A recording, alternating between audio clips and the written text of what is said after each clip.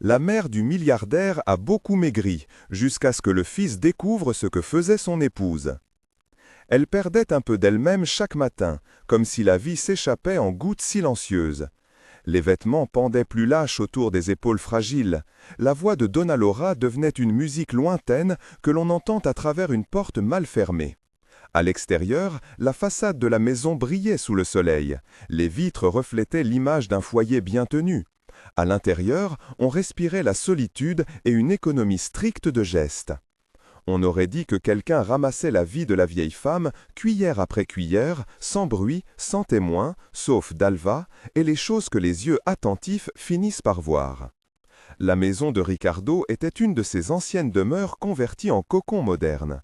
Au plafond, parquet qui craquait doucement, photos encadrées dans l'entrée. Le nom du propriétaire circulait comme une évidence dans la ville. Milliardaire, philanthrope, professionnel connu pour son sourire en public et ses donations. Sa fortune créait autour de lui une aura qui protégeait autant qu'elle isolait. Ricardo revenait parfois tard, les mains encore froissées du monde des affaires. Et lorsqu'il franchissait la porte, sa femme Vanessa affichait un sourire parfait comme un rideau qui tombe. Elle savait organiser l'image, elle excellait dans la mise en scène du soin. Donna Laura était arrivée chez eux quelques années plus tôt après la mort du mari. Elle avait été l'âme tranquille d'une génération différente, des mains qui avaient cousu plus qu'elles n'avaient tapoté d'écran, un regard qui pardonnait par habitude. Au début, les visites de Ricardo avaient le rythme des bonnes intentions, appels réguliers, cadeaux, promesses de s'occuper. Mais la distance avait creusé un sillon où s'insinuèrent la fatigue, l'oubli, la dépendance et surtout les intermédiaires qui prennent les places qu'ils sont censés tenir. Vanessa proposa, offrit, organisa. Elle fut la solution élégante. Elle avait transformé le dévouement en un rôle social, organisé les repas, accompagné au rendez-vous, raconté au monde qu'elle s'occupait de sa belle-mère avec une dévotion héroïque. Ce que les apparences ne montraient pas, c'étaient les petites retraites de lumière dans le visage de Donna Laura. Un regard qui sautait une case, une main qui tremblait à table et reculait comme pour éviter le contact. Vanessa parlait fort pour couvrir ce silence, expliquait les petits oublis par la fatigue, par l'âge, par la météo. Elle est dans une phase, disait-elle aux proches, la voix calibrée pour convaincre. Elle était la narratrice de la réalité domestique, et qui refuserait de croire à une bonne histoire racontée avec assurance et costume impeccable. Dalva vivait depuis longtemps dans cette maison, non pas comme une bonne domestique sans visage, mais comme une présence stable et discrète. Elle connaissait les recoins, les habitudes, les médicaments rangés sans éclat. Dalva n'était pas du type à parler pour exister. Elle observait, mémorisait et gardait pour elle les petits riens qui, assemblés, décrivaient une vérité plus lourde que tout ce dont on parlait au salon. Son travail s'était peu à peu étendu, de la cuisine au soin du linge, puis du soin des repas à une proximité douce avec Donna Laura. Parfois, au cours des nuits longues, elle frottait la vaisselle et regardait la silhouette courbée de la vieille femme dormir comme un trésor fragile que la maison devait abriter. Les signes commencèrent par des détails qui semblaient, isolés, innocents. Des assiettes épluchées, des portions plus petites, une confiture oubliée dans une armoire. Puis vinrent des habitudes changées subtilement. Une boîte sur une étagère déplacée, un cachet à la place d'un autre, ou ce que l'on croirait être un cachet.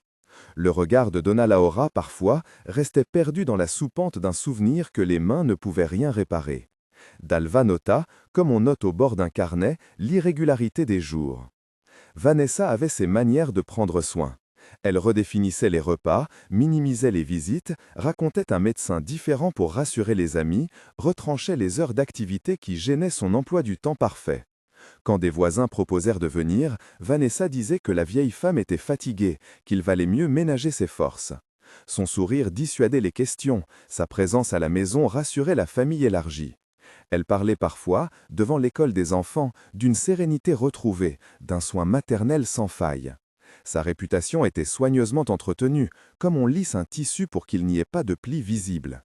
Dalva apprit à lire les gestes comme des phrases.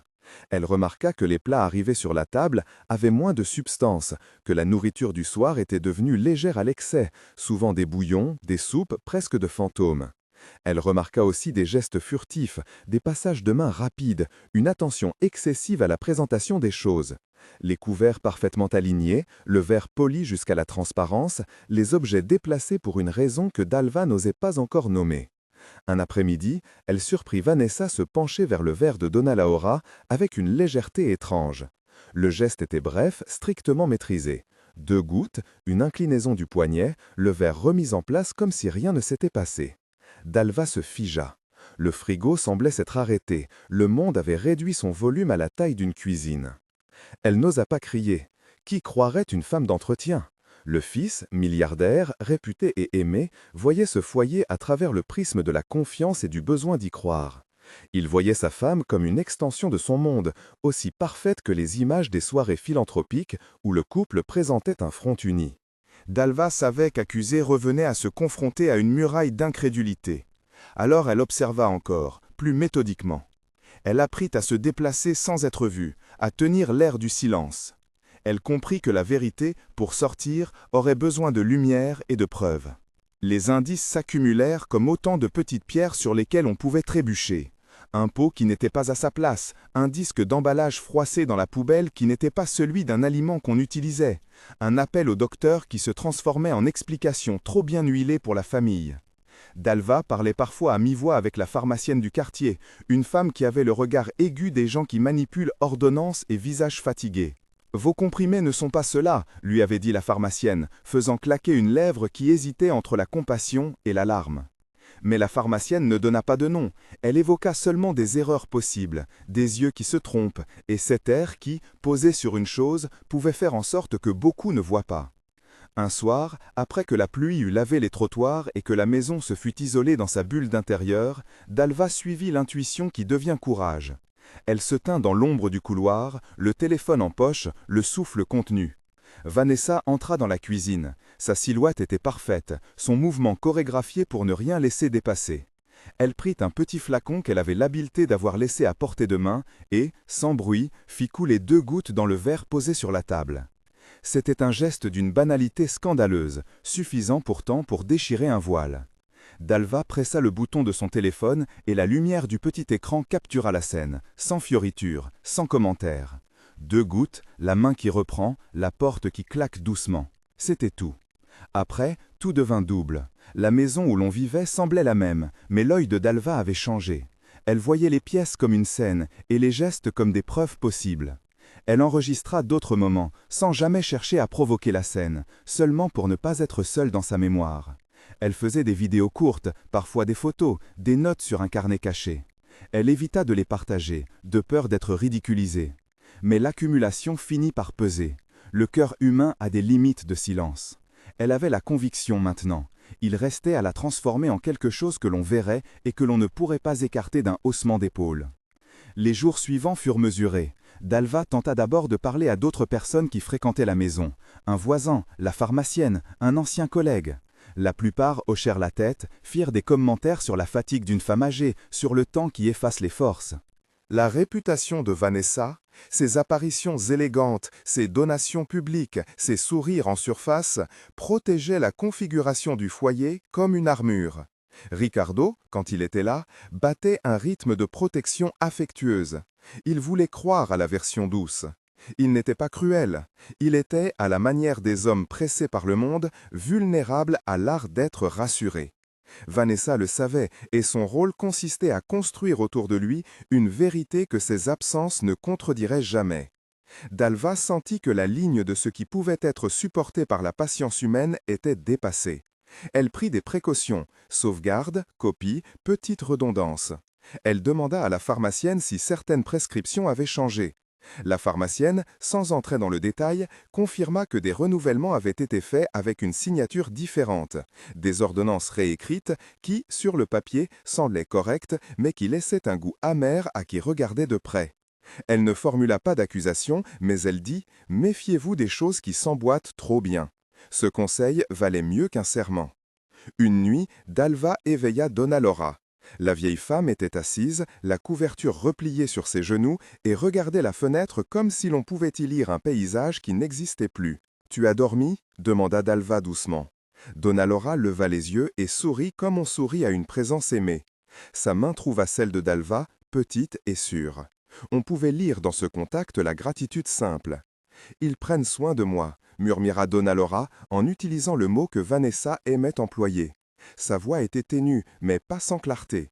Il y avait, dans cette phrase, la confusion d'une personne qui ne savait plus distinguer l'ordre des choses. Dalva ne voulut pas la troubler davantage. Elle lissa la couverture, posa une bouillotte froide sur la table et repartit sans raconter ses doutes. Il y eut un jour où l'aggravation devint impossible à ignorer. Donna Laura tomba au cours d'un après-midi, non pas d'une chute spectaculaire, mais comme si ses forces l'avaient abandonnée soudainement. Vanessa appela, cria à la précipitation et au drame avec un naturel étudié, tandis que Dalva, qui avait pris la main de la vieille femme à temps, sentait que quelque chose s'était brisé. Le médecin de famille, Dr Marcos, vint, examina, fit des tests sombres de langage médical que la maison murmura. Il parla de fatigue exacerbée, d'équilibre fragilisé. Sa voix était professionnelle, ronde, mais il suggéra une surveillance accrue. Vanessa pleura, dramatisa la scène, embrassa le front de sa belle-mère en public. Le spectacle était convaincant. Pour Dalva, cependant, le spectacle ne tenait pas lieu de preuve. Elle avait des images. Elle avait la certitude que la vérité était quelque chose d'enregistrable. L'idée de confronter seule la machine de réputation d'un milliardaire la terrorisait autant qu'elle l'animait.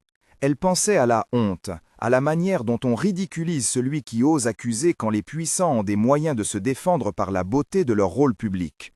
Les conséquences d'un mot lancé sans appui pouvaient la détruire.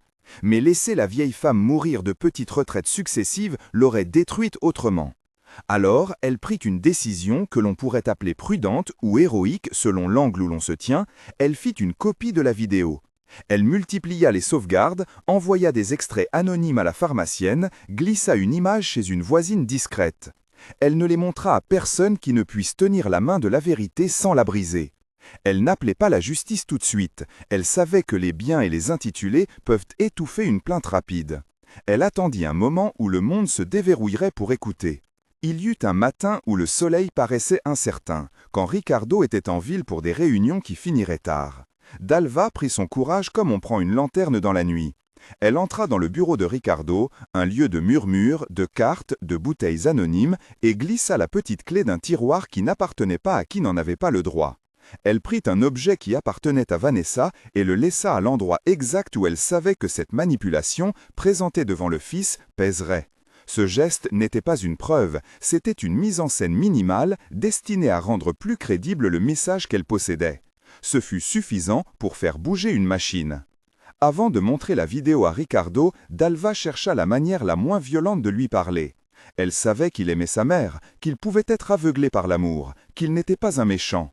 C'était précisément ce qui rendait la tâche si lourde, rendre visible l'invisible pour celui qui refusait déjà de voir. Elle écrivit une note, glissa une clé et pria silencieusement.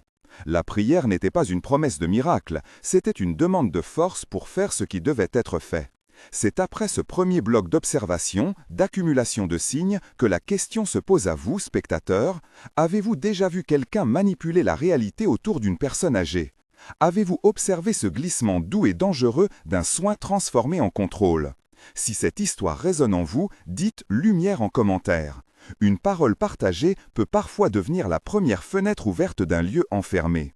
Le jour où tout basculerait ne devait pas être grandiose. Il commença par une tasse de café, tiède, dans l'antichambre du bureau. Ricardo entra, pressé, le costume encore marqué des voyages, son visage portant le masque de celui qui tient un empire. Il posa son sac, embrassa Vanessa comme on presse une tradition et salua, d'un hochement de tête, sa mère qu'il aimait tant. L'image de famille apparut, nette, comme sur une carte postale. Vanessa, parfaite, ajusta la couverture de Donna Laura comme pour une photographie. Elle sourit. Le clin d'œil social se fit ponctuel et fluide. Dalva resta derrière la porte du bureau. Sa main tremblait légèrement quand elle posa son téléphone sur la table pour montrer, enfin, les images qu'elle avait gardées. Ricardo prit l'appareil. Il ne regarderait peut-être que quelques secondes, puis refermerait et dirait qu'il s'agissait d'un malentendu. Ou non. Il fit glisser le pouce sur l'écran. La vidéo commença. 2 gouttes dans un verre. Un geste répété. L'image était simple, sans musique, brute dans sa banalité. C'était d'une violence non spectaculaire, la preuve qu'une gentillesse pouvait se couvrir d'un crime par omission, par répétition. Au début, le geste échappa à l'intelligence immédiate de Ricardo. Il cherchait des raisons, des erreurs, des mises en scène. Il savait combien il était facile pour certains d'ignorer une cause qui leur demandait une décision trop lourde. Les premières secondes furent un mélange d'incrédulité et de refus. Vanessa, près de lui, sut, à un frisson imperceptible dans sa poitrine, que quelque chose de nouveau était en train de naître. Elle sentit le changement comme on sent une brise froide derrière une porte. Et son sourire, admirablement poli, resta sur ses lèvres comme une armure. Ricardo regarda encore la vidéo. Les images, répétées dans leur ordinaire, commencèrent à peser. Sa pensée fit un doublé cruel. L'homme d'affaires qui avait l'habitude d'évaluer les actifs et les risques se trouva soudain face à un problème qui n'avait pas de manuel, juste la vie intime d'une mère. Sa position sociale, loin d'être une protection, devint un carcan. Quel effet aurait une accusation sur son nom, sa famille, sa réputation? Que faire quand l'amour vous demande d'être juge de ceux que vous aimez? Il baissa les yeux sur Dalva, sur la vieille femme en photo dans l'écran, puis sur sa femme qui jouait le rôle qu'il avait aimé. Un silence se fit, lourd de jugements intérieurs et de possibles excuses.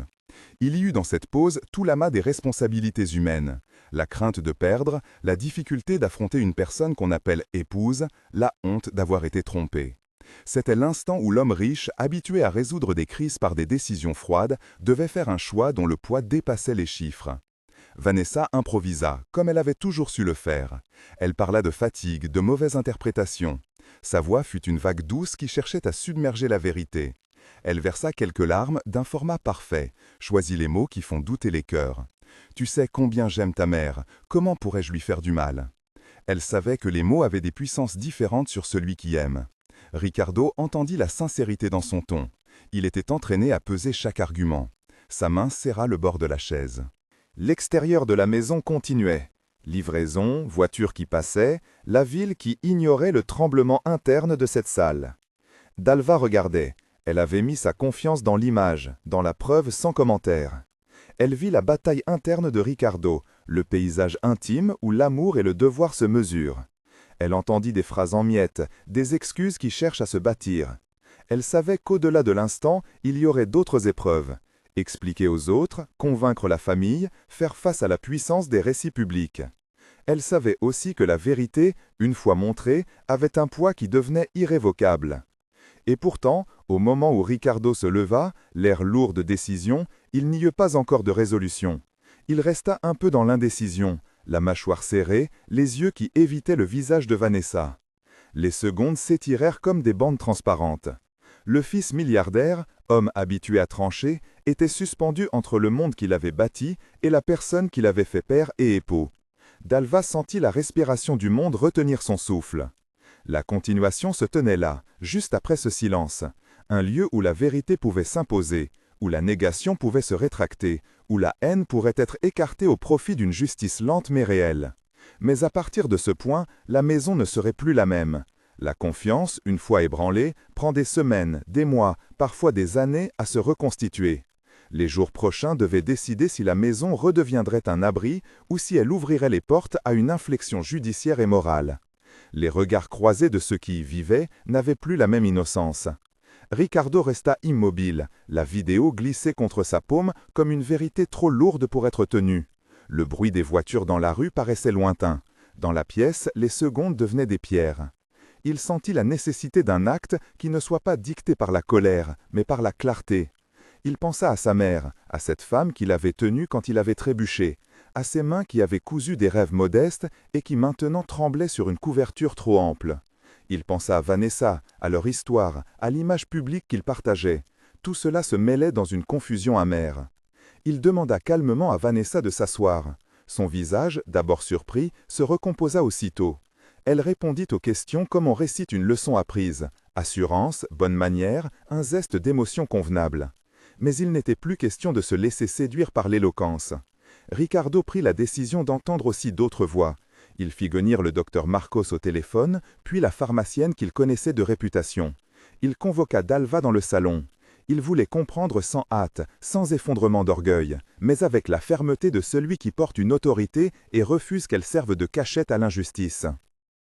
Le docteur arriva en fin d'après-midi. Il examina Donna Laura avec une douceur professionnelle, écouta les mots de Dalva, regarda la vidéo sur l'écran du téléphone. Il ne prononça pas d'accusation hâtive. Il parla de symptômes, de défaillances, et admit qu'il y avait des incohérences entre ce qu'il voyait dans les dossiers et l'état réel de la vieille dame. La pharmacienne, appelée à témoigner, dépêcha un message écrit expliquant certaines observations. Renouvellements étranges, ordonnances signées différemment de l'habitude. Ces confirmations, bien que prudentes, ajoutèrent du poids à ce que Dalva avait capturé en images. Ricardo sentit son monde se fissurer. Il comprit que la décision allait au-delà de lui. Elle impliquait sa mère, sa réputation, la sécurité de tous ceux qui vivaient sous ce toit. Il avait toujours pensé que l'argent protégerait. Il découvrait que l'argent, parfois, isolait et rendait aveugle. Il respira profondément, prit la main de sa mère et pour la première fois depuis longtemps, parla sans chercher à fuir, le commercial, le social, le paraître. « Maman, dit-il, la voix basse, est-ce que quelqu'un t'a fait du mal? Dis-moi honnêtement. » Donna Laura tourna le visage vers lui. Son regard n'était pas complètement perdu. On y voyait, entre la fatigue, des éclats de mémoire. Elle murmura avec cette simplicité qui blesse, « On m'aide. » Puis, plus bas, comme un mot qu'elle avait cherché longtemps, « Mais, parfois, je me sens plus légère. Pas de la joie, un vide. » Ce murmure fut suffisant. Ricardo sut qu'il devait agir. Il n'appela pas la presse. Il n'effraya pas sa mère. Il fit ce que l'on fait quand on veut que la lumière entre sans violence, il contacta la police, demanda à parler à un officier de confiance et exposa la situation en termes sobres. Il précisa qu'il ne cherchait pas à déclencher un spectacle, mais à assurer la sécurité de sa mère. Il remit les images, les notes de la pharmacienne et les conversations qu'il avait eues. Il n'inventait rien. Il présentait une suite de faits qui, mis côte à côte, dessinaient un tableau inquiétant. La procédure qui suivit fut lente et méthodique, non spectaculaire. Des agents vinrent avec un mandat. Ils discutèrent avec Ricardo, écoutèrent la pharmacienne, parlèrent avec le docteur Marcos. Les choses s'imbriquèrent.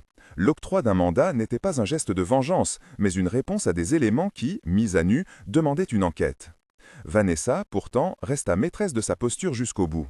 Elle pleura, expliqua, conjura la mauvaise interprétation.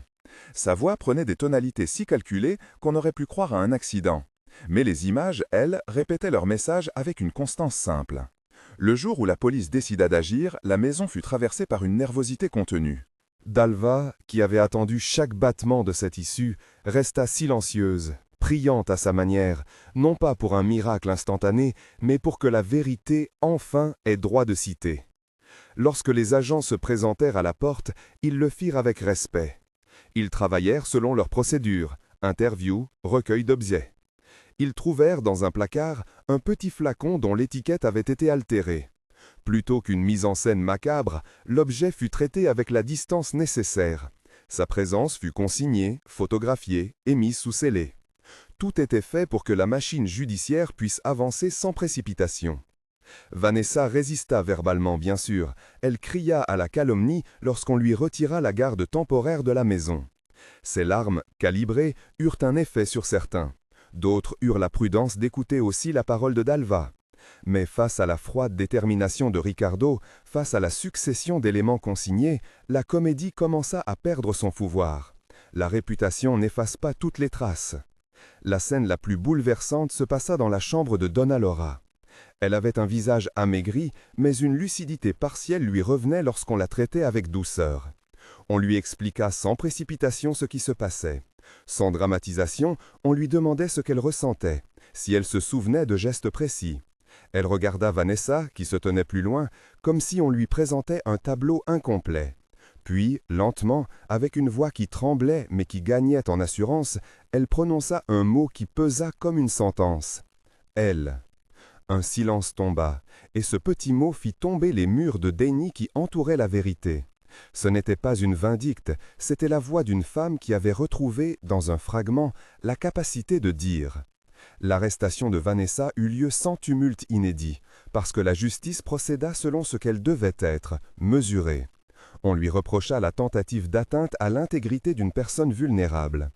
Elle fut conduite, menottée, sans agressivité extrême, dans une voiture qui ne fit pas de bruit. Son visage, à cet instant, n'était ni tout à fait celui de la comédienne publique, ni complètement celui d'une coupable repentie. C'était le masque d'une personne que la chute avait rendue soudain visible. Les voisins, qui avaient entendu les rumeurs mais jamais vu la pièce complète, se regardèrent surpris. La maison cessa d'être un écran impeccable pour redevenir un lieu humain, faillible et fragile. Après l'arrestation, il y eut un temps de réglage difficile. Les journalistes, d'abord absents, firent des rangs timides autour de la nouvelle. Ricardo demanda qu'on préserve l'intimité de sa mère. Il demanda aussi que l'affaire se déroule dans la transparence pour que la vérité ne soit pas étouffée par la notoriété. Dalva, dont le courage avait permis la lumière, fut protégé et sollicité à la fois. À genoux parfois, mais sans théâtralité, il s'assit auprès d'elle, écouta ses silences, essaya de réparer par la constance. Il prononça des mots de pardon qu'il souhaitait se donner lui-même autant qu'à sa mère. « Je suis désolé d'avoir été absent quand il fallait. Je veillerai. » Il offrit des gestes tangibles, présence quotidienne, ajustements dans le personnel de maison, réunions régulières avec le médecin. Le pardon qu'il demanda ne fut pas une formule légère, ce fut un engagement pour ne plus permettre l'éclat de l'illusion. Donna Laura, pour sa part, ne retrouva pas immédiatement la force d'antan. Sa guérison eut le rythme de la dignité, lente, ponctuée de bons et de mauvais jours. Mais elle eut des éclats de mémoire, des jours de conversation lucide où elle riait, se remémorait des recettes, des prénoms. Elle éprouvait parfois des confusions et encore des moments d'inquiétude lorsqu'elle croisait des lieux qui lui rappelaient la confiance trahie. On respecta ces oscillations. On ne fit pas de miracle, on fit ce qu'on pouvait faire de plus humain. Écouter, protéger, offrir stabilité et présence. Le récit public de l'affaire fut traité avec prudence. Ricardo demanda que l'attention médiatique ne nuise pas à la dignité de sa mère. Il participa à quelques interviews, non pour s'exposer, mais pour témoigner de l'importance de la vigilance et du respect envers les personnes âgées. Il parla du courage discret d'une employée qui avait vu et n'avait pas laissé la vérité se dissoudre. Il parla de la nécessité d'être attentif aux signes, de ne pas laisser la réputation masquer la vulnérabilité. La communauté prit ce fait comme un rappel. Des voisins organisèrent des groupes de veille pour visiter les personnes âgées isolées. Une petite association locale proposa des formations sur le repérage de la maltraitance psychologique et matérielle sans jamais entrer dans des détails techniques dangereux. On apprit ensemble comment écouter davantage et juger moins vite.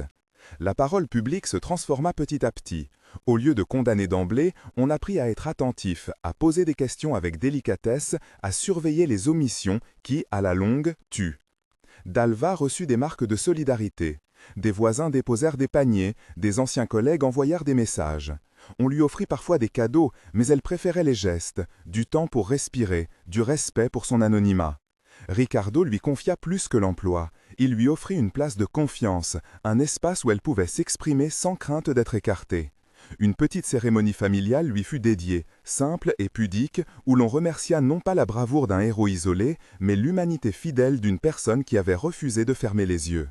Le procès qui suivit n'effaça pas les blessures, mais il mit en lumière les responsabilités. Vanessa fut condamnée selon la loi pour ses actes, et la peine appliquée chercha moins la vengeance que la protection. Éloignement, suivi, réparation symbolique quand cela était possible. On ne trouva pas en cela l'oubli, on trouva une réponse de l'État aux actes qui mettent en danger des vies vulnérables. Après ces tempêtes judiciaires, la maison se reconstruisit comme on reconstruit un foyer, par des gestes ordinaires répétés. On reforma la cuisine, on planta un petit jardin, on acheta des tasses moins fragiles. Ricardo, plus présent, prit l'habitude de partager un café le matin avec sa mère, de l'accompagner à des rendez-vous où il n'était plus seulement une figure distante. Il apprit à regarder les gestes et non seulement les discours. Il apprit à écouter Dalva, non comme une subalterne, mais comme une alliée. La guérison pour chacun prit des formes différentes. Dans le cœur de Dalva, il y eut une paix nouvelle. Elle entra dans une routine protégée, mais avec le sentiment d'avoir rendu justice à une personne qui n'aurait peut-être pas été entendue. Elle ne recherchait pas la gloire, elle souhaitait que ce qui s'était passé serve de leçon pour que d'autres ne marchent pas sur le même chemin. Elle trouva, avec le temps, une reconnaissance tranquille. On l'invita à parler à des groupes locaux, non pour dramatiser, mais pour témoigner qu'un petit acte, posé avec prudence, peut sauver une vie. Ricardo, quant à lui, se réinventa en homme qui avait compris que sa richesse ne le dispensait pas de veiller aux fragilités. Il s'engagea dans des initiatives locales visant à soutenir les personnes âgées isolées, non pas pour faire de la philanthropie ostentatoire, mais pour construire des réseaux de présence. Il apprit que la vigilance est plus précieuse que l'éclat d'un don. Il fit de sa maison un lieu de protection, et non un décor. Il y eut aussi, au cœur de l'histoire, la question du pardon. Non pas le pardon rapide et amer, mais celui qui naît de la compréhension et de la volonté de ne pas laisser la blessure ronger. Ricardo, devant Vanessa, prononça des mots lourds de signification. Il lui dit qu'il ne cherchait pas la haine, qu'il ne pouvait pas effacer ce qui avait été fait, mais qu'il voulait à l'avenir protéger et apprendre. Le pardon, dans ce contexte, devint une voie à reconstruire patiemment. Il ne signa pas la facilité, il signa une promesse de vigilance et de réforme. Le dernier chapitre de cette histoire se coucha sur une image simple. Une table, un petit café tiède, le chant régulier d'un oiseau sur la fenêtre. Un mois après la décharge de l'affaire publique, la maison accueillit un petit rassemblement. On y posa la plaque officielle, on planta un arbuste près de l'entrée, non pas pour orner une réussite, mais pour marquer un engagement. On lut des paroles de gratitude, on remercia silencieusement ceux qui avaient veillé et on prit une photo qui n'était pas destinée aux journaux, mais aux albums privés. Avant que la lumière ne disparaisse derrière les volets, Rachel, une voisine, posa la main sur l'épaule de Dalva et dit « Tu as fait ce que beaucoup n'auraient pas osé. » Dalva répondit avec la réserve d'une femme qui n'aime pas la tribune « J'ai fait ce qu'il fallait. Une vie vaut plus que la peur d'être prise pour une menteuse. » Ricardo, debout près de sa mère, sourit tristement. « Nous avons tous été aveuglés. Maintenant, il faudra que nous soyons les yeux les uns des autres. » La foi apparut, à ce moment, non comme une promesse magique, mais comme une ressource intérieure. Ricardo et Dalva se retrouvèrent un soir après que la maison eut rendu son calme. Ils se tirent la main et prièrent, chacun avec ses mots. Ce n'était pas une prière de certitude totale, c'était une demande de force, de discernement, de sagesse pour continuer. Ils rendirent grâce non pour l'oubli de la peine, mais pour la ténacité de la vérité qui avait fini par se dire. Les mots de la prière furent simples. Protection pour les vulnérables, courage pour ceux qui voient et humilité pour ceux qui gouvernent. L'histoire ne se termina pas comme un conte où la blessure disparaît d'un coup. Les répercussions durèrent, des journées de souvenirs, des moments où la défiance revenait et où il fallait réparer, recommencer, offrir de la douceur. Mais il y eut aussi des lumières nouvelles, des visites de voisins, des conversations partagées, des rires qui revenaient. La maison qui avait été le théâtre d'un crime lent devint peu à peu un lieu de recommencement. Comme l'indiquait la petite plaque, un endroit où l'on apprend à veiller, à pardonner, à reconstruire. L'histoire ne se termina pas comme un conte où la blessure disparaît d'un coup. Les répercussions durèrent, des journées de souvenirs, des moments où la défiance revenait et où il fallait réparer, recommencer, offrir de la douceur. Mais il y eut aussi des lumières nouvelles, des visites de voisins, des conversations partagées, des rires qui revenaient. La maison, qui avait été le théâtre d'un crime lent, devint peu à peu un lieu de recommencement, comme l'indiquait la petite plaque, un endroit où l'on apprend à veiller, à pardonner, à reconstruire. Que retenir sinon une leçon simple et grave? La méchanceté se glisse parfois sous le masque du soin. La réputation peut protéger le mal et la richesse peut être un voile. Mais aussi, la fidélité d'une seule personne, la décision d'un fils qui choisit de regarder la vérité, la prudence d'un médecin, la parole d'une pharmacienne peuvent inverser le cours des choses.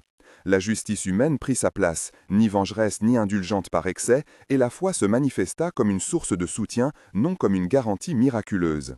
Si cette histoire vous touche, gardez-la comme un appel à l'attention. Soyez les yeux des personnes qui vous entourent. Si vous avez déjà vu quelque chose de similaire, ou si ce récit réveille en vous une histoire, dites « lumière » en commentaire pour rappeler que la vérité, parfois, a besoin d'être appelée.